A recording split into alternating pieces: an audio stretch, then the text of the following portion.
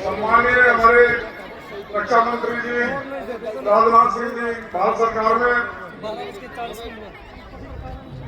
सम्मानीय मंच, मेरे पिता तुल्य बुजुर्गों, नौजवान साथियों, माताओं, बहनों और प्यारे बच्चों, अब अपने को मोदी जी का जयकारा बोलना है। मोदी जी, मोदी जी, मोदी जी, भारत माता की, भारत माता की। आपसे मेरा यही निवेदन है भाई लोगों, मेरे को 20 साल हो गई धक्का खाता खाता। 14 वर्ष में राम जी को वनवास कट को दो और 12 वर्ष पांडवा को, अब मेरे 20 वर्ष हो गए इस कार्यक्रम में।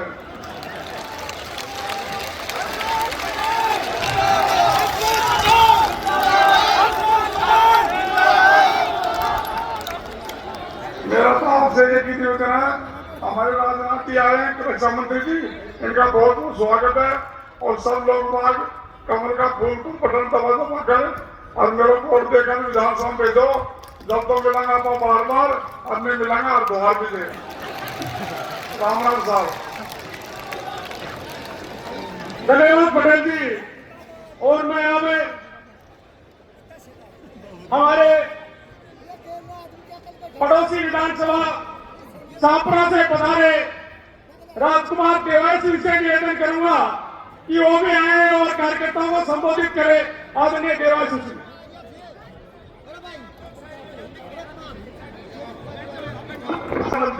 मंत्री पूर्व में देश के यशस्वी गृह मंत्री रहे, पूर्व में भारतीय जनता पार्टी के अनेकों वर्षों तक राष्ट्रीय अध्यक्ष रहे, उत्तर प्रदेश को कीर्तिमान पे पहुंचाने वाले पूर्व मुख्यमंत्री रहे, ऐसे ओजस्वी नेतृत्व पधारे हैं। मैं आपको आमंत्रित करना चाहूंगा आदरणीय राजनाथ सिंह जी को कि हमें संबोधित करें, मार्गदर्शित करें। जय हिंद, जय भारत। आदरणीय राजनाथ सिंह जी जिंदाबाद। बोलिए भारत माता की। हाँ, ये बात है। भारतीय जनता पार्टी के जिलाध्यक्ष श्री श्याम जी शर्मा, अंतरा जी बैठ जाइए, बैठ जाइए। जनता चुनकर आपको भेज रही है विधानसभा में, जाइए।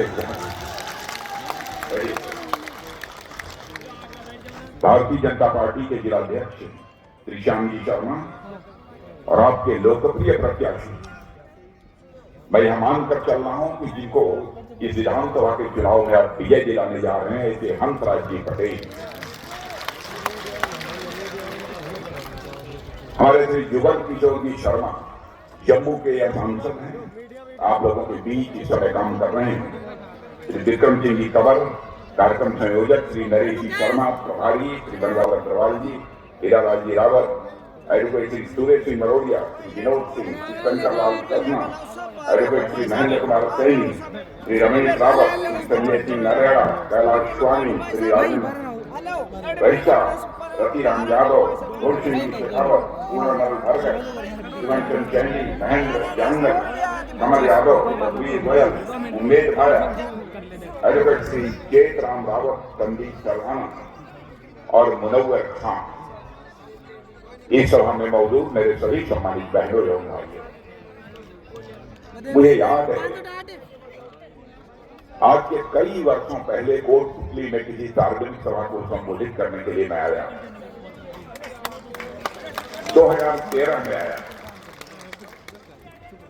और आज से 10 वर्षों के बाद 2023 में आप सबके बीच मौजूद हूं। आप सबने फूलों की हार पहनाकर मेरा स्वागत किया है, आप सबने तालियां बजाकर मेरा स्वागत किया है, लेकिन भारत की परंपरा है और शिष्टाचार का तकाजा है, स्वागत, अभिनंदन और सलाम दुआ कभी एक तरफा नहीं होना चाहिए। इसलिए मैं भी अपनी तरफ से शीश झुकाकर आप, राजस्थान की यह धरती राणा सागा की धरती है, उदय सिंह जी की धरती है, पन्नाधार की धरती है, मीराबाई की धरती है और यह राणा प्रताप की धरती है। मेरे बहनों भाइयों, शौर्य और पराक्रम की कहानियां यहाँ की कण कण में रची बसी है, इस सच्चाई को भी मैं अच्छी तरह जानता हूं। आज आपके बीच चुनाव के लिए आया हूं। वैसे तो हर चुनाव का एक अपना महत्व होता है, परंतु इस बार का चुनाव मैं मानता हूं कि पहले हुए चुनावों से यह सर्वथा भिन्न है। इस बार का चुनाव हो रहा है तो राजस्थान को बचाने का चुनाव हो रहा है। राजस्थान को बचाने की बात मैं इसलिए कर रहा हूं कि 5 वर्षों में यह प्रदेश विकास की राह छोड़कर बर्बादी की राह की ओर बढ़ चला है और इस संकट से इस राजस्थान को कोई बचा सकता है तो राजस्थान की जनता ही बचा सकती है। कानून और व्यवस्था के गंभीर प्रश्न खड़े हो गए हैं। माताओं बहनों की इज्जत और अजमत सुरक्षित नहीं रह गई और यहां के मुख्यमंत्री कहते हैं कि हमारी राजस्थान की महिलाएं कभी कभी एफआईआर जो दर्ज कराती हैं वो गलत कराती हैं, झूठी एफआईआर दर्ज कराती हैं। गहलोत साहब मैं कहना चाहता हूं, जिस हुक्मरान के हुकूमत में माताएं बहनें सुरक्षित नहीं हैं, उस हुक्मरान को हुकूमत करने का कोई भी नैतिक अधिकार नहीं है। कानून और व्यवस्था के हालात बद से बदतर हो गए हैं। मैं देख रहा था नाम, मैंने पूछा कि गंभीर हत्याएं जो राजस्थान में इस कांग्रेस की सरकार आने के बाद हुई है कौन कौन सी है। उदयपुर में कन्हैया लाल का गला काट दिया गया, भीलवाड़ा में तापड़िया, चित्तौड़गढ़ में रतन लाल सोनी, झालवाड़ में कृष्णा वाल्मीकि, अलवर में हरीश यादव, योगेश यादव, चिरंजीलाल सैनी, योगेंद्र लाल बैरखल की भी मृत्यु जिस प्रकार से हुई है और जिस प्रकार से यह माहौल बिगाड़ा गया है, मेरे बहनों भाइयों, मैं कह सकता हूं राजस्थान में कानून और व्यवस्था के हालात बद से बदतर होती है। जयपुर में तो रोड रेज की घटना होती है, उस रोड रेज की घटना में आप यदि हंगामा होता है तो उसके बाद 50 लाख रुपए देते हैं मुआवजे के तौर पर, सरकारी नौकरी देते हैं, डेरी भूत दिया जाता है। परंतु तापड़िया की यदि हत्या होती है, वाल्मीकि की हत्या होती है, जाटव की हत्या होती है, सैनी की होती है, सोनी की हत्या होती है, तो सरकार के मुंह में दही जम जाती है। बहनों भाइयों, जोधपुर दंगे की आग में जल रहा था और हमारे गहलोत साहब कुंभकर्णी नींद में सो रहे थे। बहनों भाइयों, विकास की पहली शर्त होती है कि कानून और व्यवस्था चुस्त दुरुस्त होनी चाहिए। जब तक कानून और व्यवस्था चुस्त दुरुस्त नहीं होगी तब तक किसी भी राज्य का किसी भी सूरत में विकास नहीं हो सकता। कांग्रेस की सरकार ने वोट बैंक की राजनीति के चलते जयपुर में रोड रेज की घटना के बाद तो आपने 50 लाख रुपए दिए, सरकारी नौकरी दे दी, डेयरी बूथ दे दिया, लेकिन यहां सब सारी जो हत्याएं हुई है तापड़िया की, वाल्मीकि की, जाटव की, सैनी की, इनका क्या कसूर था? क्या इनको यह नहीं दिया जाना चाहिए? बहनों भाइयों, हम लोग जाति, पंथ और मजहब की राजनीति नहीं करते हैं, हम लोग राजनीति करते हैं तो इंसाफ और इंसानियत की राजनीति करते हैं। बहनों, सांप्रदायिकता की आग आप कहते हैं बराबर यहां सुलगती रहे, चलती रहे, ताकि आपको हुकूमत में आने का और इस राजस्थान के लोगों पर हुकूमत करने का अवसर मिल जाए। जोधपुर हो, जयपुर हो, टोंक हो, करौली हो, जहां भी हम लोग जाते हैं उपद्रवी और अवांछित जो तत्व हैं उनका तांडव और उसकी बराबर लोगों के द्वारा चर्चा सुनने को मिलती है। कैसे राजस्थान का विकास होगा? बहनों भाइयों, मैं समझता हूं उस समय आ गया है कि इस सरकार को अब जाना चाहिए और भारतीय जनता पार्टी की सरकार यहां पर आनी चाहिए। ऐसा आप लोगों ने कोई त्योहार नहीं देखा होगा जबकि लूट न हुई हो, हिंसा न हुई है, पत्थरबाजी न हुई और इसकी खबरें समाचार पत्रों में प्रकाशित न होती है। हालात इतने खराब हैं कि कांग्रेस के विधायक खुद कहती हैं कि मैं अपने को असुरक्षित महसूस कर रही हूं। जब विधायक ये हाल है बहनों भाइयों, तो आप सबका क्या होगा, इसकी आप सहज ही कल्पना कर सकते हैं। और वो महिला विधायक है, क्या होगा हमारी बहन बेटियों का? एक 8 साल की बच्ची, सांचौर की 2 नाबालिग बेटियां, नागौर में 7 साल की बच्ची, उनके साथ जो कुछ हुआ। बहनों भाइयों, मैं आपसे पूछना चाहता हूं, मासूम बच्चों का अपराध क्या था? गहलोत साहब इस राजस्थान को कहां ले जाना चाहते हैं? मैं राजस्थान का हूं यह कहते ही अपने आप सीना 56 इंच चौड़ा हो जाता है बहनों भाइयों, और उस राजस्थान में इस प्रकार की घटनाएं होती हैं। महिलाओं का सशक्तिकरण होना चाहिए, यह हमारी भारतीय जनता पार्टी की सोच है। और इसलिए आपने देखा होगा कि हमारे प्रधानमंत्री ने बहुत सारी ऐसी योजनाएं प्रारंभ की हैं जो महिलाओं के सशक्तिकरण के लिए अपनी प्रभावी भूमिका का निर्वाह कर रही है। इतना ही नहीं, ये कांग्रेस पार्टी भी बहुत पहले से कहती चली आ रही थी कि महिलाओं को भारत की संसद में, भारत की विधानसभाओं में 33% का आरक्षण मिलना चाहिए। 30 वर्षों में जिस काम को नहीं कर पाए, हमारे प्रधानमंत्री नरेंद्र मोदी जी ने संसद का विशेष सत्र बुलाकर बहनों भाइयों एक चुटकी बजाते हुए 33% आरक्षण हमारे माताओं और बहनों को दिया। नए उद्योग धंधे इस राजस्थान में खुलने की बात तो बहुत दूर की हो गई। कहां से यहां के नौजवानों के हाथों को रोजगार मिलेगा? स्वास्थ्य सेवाओं की हालत भी यहां पर बहनों भाइयों बद से बदतर हो गई है। सरकार नाम की कोई चीज नहीं है यहां पर, मुझे तो ऐसा लगता है। गहलोत साहब इस राजस्थान को आप कहां ले जाना चाहते हैं? यहां पर बड़ी संख्या में नौजवान मौजूद हैं। आप नौजवानों से मैं पूछना चाहता हूं कि कांग्रेस की सरकार ने आपके लिए क्या किया?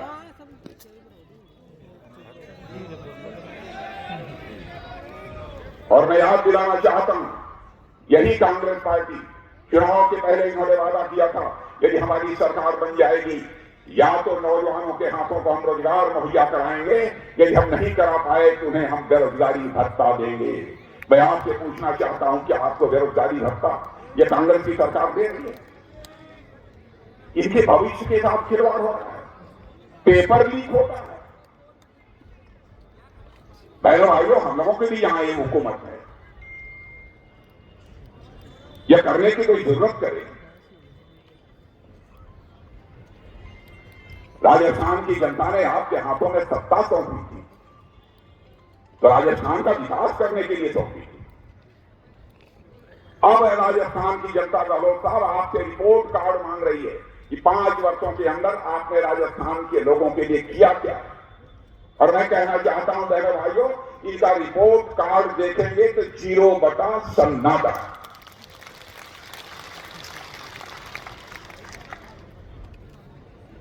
अब आपने देखा होगा कि जब हमारे प्रधानमंत्री ने जितना जो भी आवश्यक था राजस्थान के विकास के लिए, वह देने में रंच मात्र ही कोताही नहीं की। अभी हाल की घटना है, उदयपुर में आए एयरपोर्ट के टर्मिनल का, नए टर्मिनल का शिलान्यास करने की। राजस्थान में पानी का संकट है। हमारे प्रधानमंत्री का यह संकल्प है पूरे हिंदुस्तान के लिए कि हम आगामी कुछ वर्षों के अंदर ही ऐसे हालात पैदा कर देंगे कि हमारी माताओं बहनों को अपने घर की पानी की आवश्यकता को पूरा करने के लिए दूर दराज स्थानों पर जाकर और घड़े के ऊपर खड़ा रखकर अपने घर को वापस लौटना पड़े, यह भारतीय जनता पार्टी को किसी भी सूरत में मंजूर नहीं है। इसीलिए हम लोगों ने संकल्प लिया है, आगामी कुछ ही वर्षों के अंदर हम ऐसे हालात पैदा करेंगे, केवल राजस्थान नहीं सारे हिंदुस्तान में बहनों भाइयों, कि हिंदुस्तान का एक घर शेष नहीं बचेगा जहां पर कि नल के माध्यम से जल न मुहैया होगा। कर्ज माफी का इन्होंने वादा किया। मैं आपसे पूछना चाहता हूं, कर्ज माफी आप सब लोगों की कर दी कांग्रेस की सरकार की कि नहीं किया? मोटे अनाज खरीदने की बात उन्होंने कही थी, बाजरा। आपका बाजरा यहां पैदा होता है कोटपुतली में नहीं, बाजरा बिक रहा है। लेकिन देखिए हमारे प्रधानमंत्री, अपनी यह काम तो राज्य सरकारों का है, केंद्र सरकार इस काम को नहीं करेगी। लेकिन प्रधानमंत्री ने फैसला किया कि जो मोटे अनाज पैदा होते हैं, इन मोटो अनाजों का प्रयोग खाने पीने में ज्यादा से ज्यादा किया जाना चाहिए। और G20 का एक सम्मेलन हुआ था हमारे दिल्ली में, आपको जानकर यह बेहद खुशी होगी कि बहनों भाइयों, दुनिया के 20 बड़े बड़े देशों से लोग आए हुए थे, राष्ट्रपति और प्रधानमंत्री।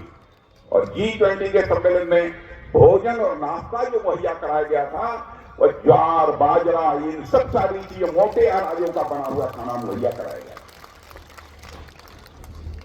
मुझे यह बताया गया है यहां पर प्रति क्विंटल 1200, 1300, 1400 रुपया बाजरे की कीमत दी जा रही है। आपका पड़ोसी राज्य हरियाणा में जाकर देखिए, वहां पर 2350 रुपये प्रति क्विंटल की दर से बाजरे की खरीद हो रही है। गहलोत साहब, मैं केवल इस सवाल का आपसे जवाब चाहता हूं, यदि हमारे हरियाणा राज्य में यदि 2305 रुपये प्रति क्विंटल की दर से बाजरे की खरीद हो रही है, तो राजस्थान में 2350 रुपया प्रति क्विंटल की दर से कीमत हमारे किसानों को क्यों नहीं मिल सकती? बहनों भाइयों, राजस्थान की हालत ऐसी हो गई है, यहां पर प्रति किसान की औसत आमदनी 12,000 रुपया है। लेकिन हमारे हिंदुस्तान का एक बहुत छोटा राज्य है मेघालय, उस मेघालय में औसत आय आपको जानकर आश्चर्य होगा कि 30,000 रुपये, यानी हमके 2.5 गुना ज्यादा। मैं आपसे पूछना चाहता हूं, किसानों की चिंता करते हुए हमारे प्रधानमंत्री ने फैसला किया कि हम 6,000 रुपया हर परिवार में किसानों को प्रतिवर्ष मुहैया कराएंगे। आप लोगों को मिल रहा है कि नहीं? 6,000 रुपया हाथ उठाकर बताइए, मिल रहा है? आज सुन लीजिए, अभी 6,000 रुपया मिल गया है, राजस्थान में सरकार बन जाएगी, 12,000 रुपया हर परिवार को मिलेगा। प्रधानमंत्री किसान सम्मान निधि के अंतर्गत 6,000 नहीं 12,000 रुपये यहां पर मिलेंगे। बहनों भाइयों, ये किसान ही हमारे हिंदुस्तान का भाग्य विधाता है। सीमाओं की रक्षा करने वाले हमारे जो बहादुर जवान खड़े हैं, उसमें 90% यदि किसी के औलाद हैं तो हमारे किसान भाइयों की औलादें हैं, जो वहां पर सीना चौड़ा करके अपने सीने का बटन खोलकर भारत की सीमाओं की रक्षा करने के लिए खड़े। क्या क्या मोदी जी की सरकार ने किया है कि मैं सारी चीजों की मैं चर्चा करना प्रारंभ, लेकिन लंबा समय बहुत विस्तार में यहां पर नहीं जाना चाहता। अब एक आयुष्मान भारत योजना हमारी सरकार ने प्रारंभ की। मैं समझता हूं कि इसका लाभ यहां रहने वाले लोगों को भी मिल रहा होगा। 5 लाख रुपए तक का मुफ्त इलाज। यहां कुछ लोगों को आयुष्मान भारत योजना का लाभ मिल रहा है कि नहीं? मैं हाथ उठा के बताइए। कुछ लोगों को मिल रहा है, कुछ को नहीं मिल रहा। कुछ हाथ उठा रहे हैं, कुछ कह रहे नहीं मिल रहा। अब यह हमारी राजस्थान की सरकार का दोष है, क्योंकि सीधे राजस्थान के मामले में हमारे प्रधानमंत्री हस्तक्षेप नहीं कर सकते। हमने योजना दे दी, कौन कौन से इसके लाभार्थी हो सकते हैं इसको चिन्हित करना, इनकी पहचान करना गहलोत साहब आपकी जिम्मेदारी है। आपने किया होता तो मैं समझता हूं कि राजस्थान में लगभग 33% लोगों को आयुष्मान भारत की योजना का लाभ मिल गया होता है। और आयुष्मान भारत की योजना एक ऐसी योजना है कि गरीब से गरीब व्यक्ति होगा, इलाज के अभाव में वह दम नहीं तोड़ने पाएगा। 5 लाख रुपए तक का 1 साल का मुफ्त इलाज उसका होगा इस योजना के अंतर्गत। आयो भारत का कद सारी दुनिया की नजरों में ऊंचा उठा है। अभी मैं 2 दिन कल ही मैं जकार्ता से लौटा हूं, इंडोनेशिया से। वहां के सारे भारतवासी, लगभग 300-400 भारतवासी उससे मिले थे जो वहां काम करते हैं। उन्होंने कहा था यहां के सरकारों की धारणा हमारे बारे में बदल गई है और हम भारतवासियों को जो सम्मान यहां पर जो प्राप्त हो रहा था, इसकी पहले तो कभी हम लोगों ने कल्पना भी नहीं। भारत का कद सारी दुनिया में ऊंचा हुआ है। पहले दुनिया के मंचों पर, अंतर्राष्ट्रीय मंचों पर भारत कुछ बोलता था मेरे बहनों भाइयों, तो लोग कहते थे भारत एक कमजोर भारत है, और हम लोगों की बातों को अनसुनी कर देते। लेकिन आज भारत यदि अंतर्राष्ट्रीय मंचों पर कुछ बोलता है तो सारी दुनिया कान खोलकर सुनती है कि भारत बोल क्या रहा है, यह भारत की हैसियत है, यह भारत की हैसियत है। जहां तक भारत की सीमाओं की सुरक्षा का सवाल है, देश का रक्षा मंत्री हूं, आप सब जानना चाहते हैं, तो मैं बताना चाहता हूं मेरे बहन भाइयों, किसी मां के लाल की हिम्मत नहीं है कि भारत की सीमाओं की ओर आंख उठाकर देखे।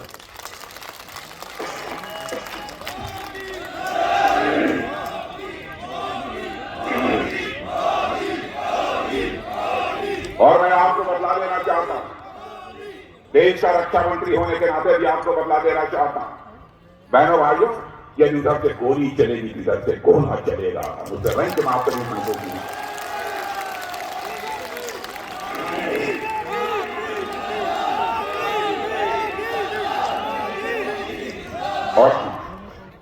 और आपने देखा होगा, मैं भारत का गृह मंत्री था, उसी समय उरी पुलवामा की घटना हुई, पाकिस्तान से कुछ आतंकवादी भारत की सीमा में प्रवेश कर गए, रात के समय सोए हुए हमारे सेना के जवानों पर कातिलाना हमला कर दिया।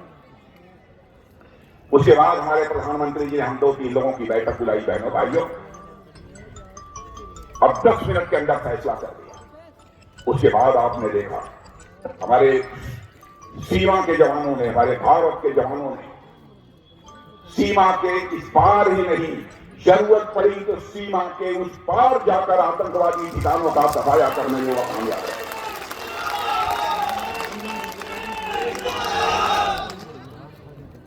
और मैंने तो दो टूक कह दिया, भाई भारत का चरित्र है, भारत ने न तो आज तक दुनिया के किसी भी देश की एक इंच जमीन को कब्जा किया है, न तो दुनिया के किसी देश पर भारत ने कभी आक्रमण किया है।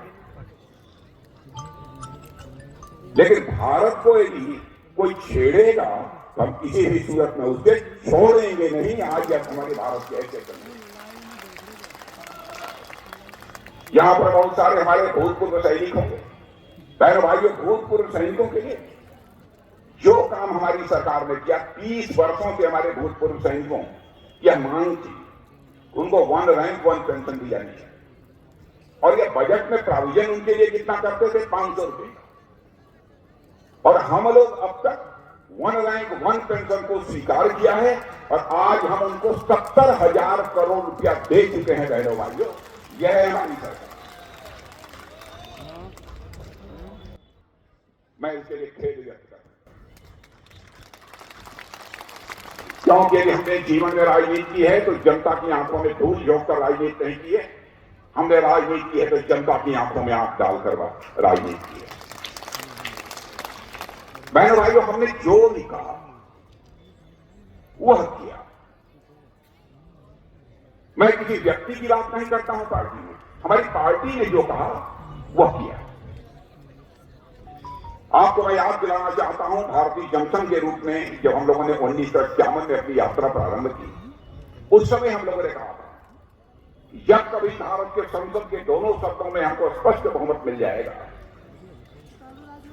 हम चुटकी बजाकर धारा 370, जिसके तहत जम्मू कश्मीर को विशेषाधिकार प्राप्त है, उसे हम समाप्त करेंगे। और आपने देखा कि चुटकी बजाकर उसे समाप्त।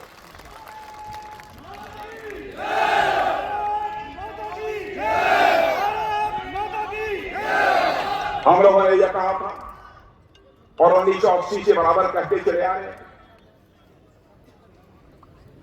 जब भी हमको संसद में बहुमत प्राप्त हो जाएगा तो अयोध्या की धरती पर भव्य नाम का मंदिर बनने से हमें दुनिया की कोई ताकत रोक नहीं पाएगी।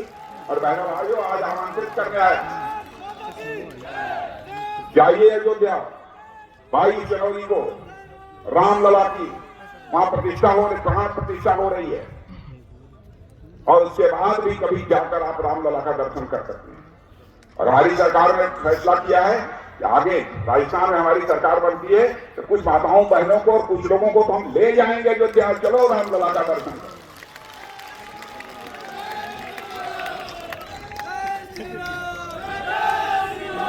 हम लोगों ने यह भी कहा था कि हमारी सरकार बन जाएगी तो 3 तलाक की प्रथा को समाप्त करें।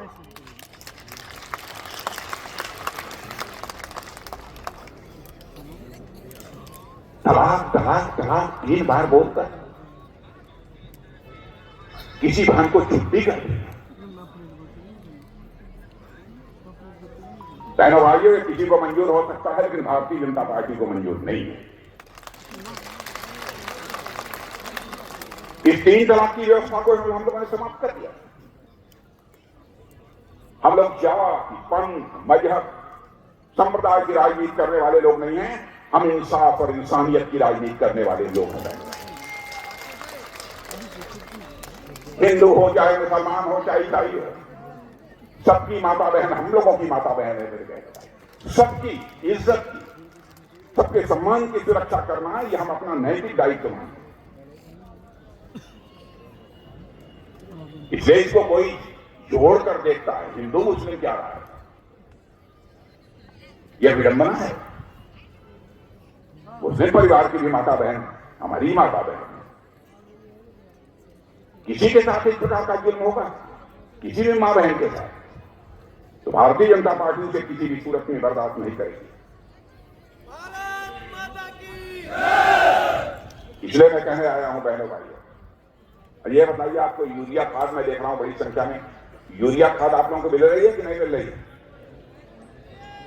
बड़े गलत साहब, अब मैं आपको बता दूं, यूरिया की बोरी की कीमत हमारे प्रधानमंत्री जी ने कितनी कम कर दी। 3000 रुपए दुनिया के दूसरे देशों में प्रति बोरी यूरिया बिकती है, और भारत में हम लोगों ने उसकी कीमत 300 रुपया प्रति बोरी के हिसाब से रखा है। बहनों भाई, गलत साला कर क्या रहे हैं?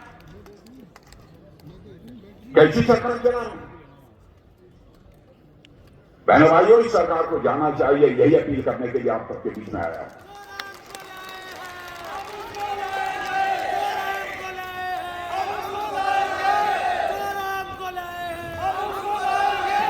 अब हंसराज जी पटेल का जहां तक प्रश्न है, हंसराज जी पटेल का जहां तक प्रश्न है, मुझसे बेहतर आप जानते हैं इनके बारे में।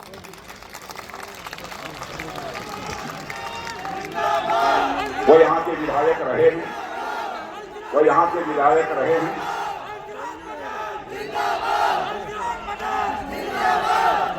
और आप लोगों ने उनके कामकाज को देखा है। हो सकता है किसी का काम न हुआ हो, क्योंकि कोई एक व्यक्ति सबका काम कर दे, ये किसी भी सूरत में संभव नहीं है, चाहे कोई हो।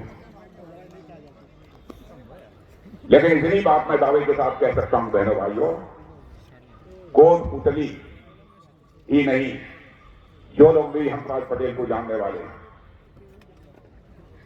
इस सच्चाई को स्वीकार करेंगे। कोई मां का लालू उंगली उठाकर नहीं कर सकता कि हंसराज पटेल के दामन पर कोई भ्रष्टाचार की दाग लगी।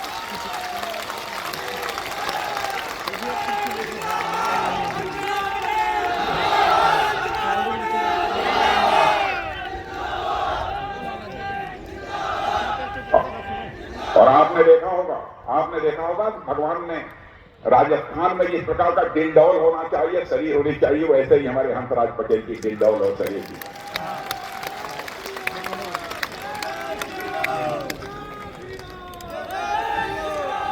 जनता के हितों के लिए यदि कहीं पर 2-2 हाथ करने की जरूरत पड़ेगी तो मैं समझता हूं हंसराज जी आज भी कर सकते हैं।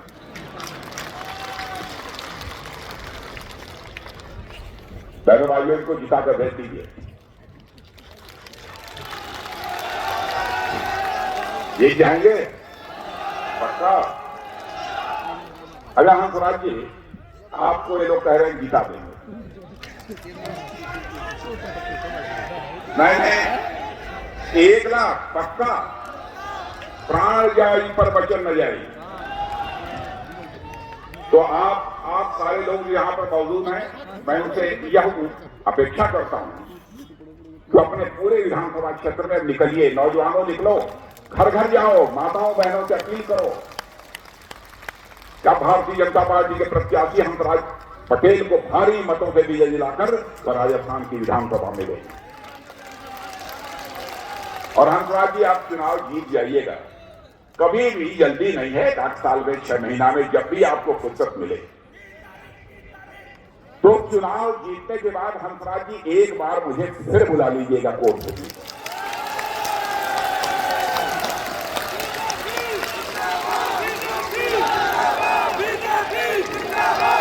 और बहनों भाइयों,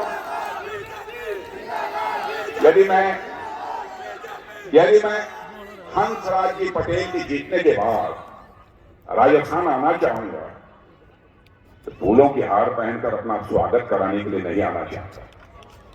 मैं आना चाहूंगा तो फूलों की वर्षा करके मैं कोटपुतली के बहनों भाइयों का अभिनंदन करने के लिए आना चाहूंगा, उनका स्वागत करने के लिए आना चाहूंगा। इन्हीं शब्दों के साथ आप सबको बहुत बहुत धन्यवाद।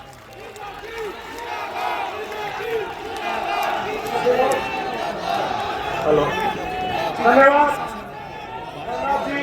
अब मैं सभी वरिष्ठ कार्यकर्ताओं से आदरणीय यशस्वी रक्षा मंत्री राजनाथ जी को प्रतिज्ञा भेंट कर हमारे सभी वरिष्ठ कार्यकर्ता आदरणीय रक्षा मंत्री जी को प्रतिज्ञा भेंट करेंगे। सब वरिष्ठ नेतागण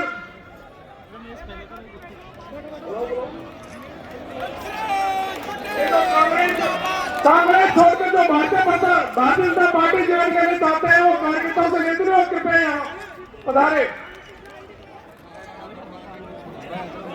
मंत्री पूर्व में देश के रहे, पूर्व में भारतीय जनता पार्टी के अनेक वर्षों तक राष्ट्रीय अध्यक्ष रहे, उत्तर प्रदेश को कीर्तिमान में पहुंचाने वाले पूर्व मुख्यमंत्री